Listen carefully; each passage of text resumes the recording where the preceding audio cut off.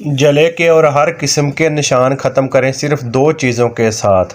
आप एक दिन में लगाएंगे तो आपके निशान काफ़ी हद तक ठीक हो जाएंगे। बिस्मिल्लाहिर्रहमानिर्रहीम। अस्सलाम वालेकुम दोस्तों, मैं हूं डॉक्टर शहबाज।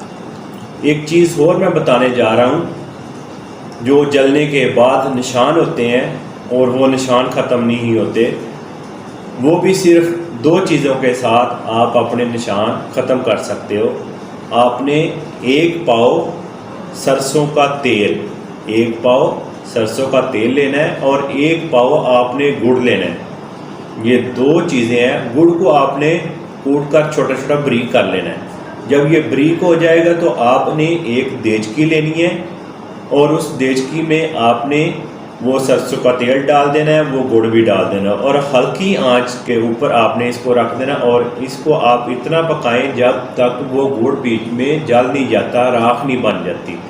जब वो गुड़ राख बन जाएगा तो फिर आपने इसको नीचे उतार लेना है। नीचे उतारने के बाद इसको आप ठंडा होने दें। जब ये ठंडा हो जाएगा तो फिर आपने इसको छान लेना है। छानने के बाद फिर आप इसको किसी शीशे की बोतल में सेव कर लें।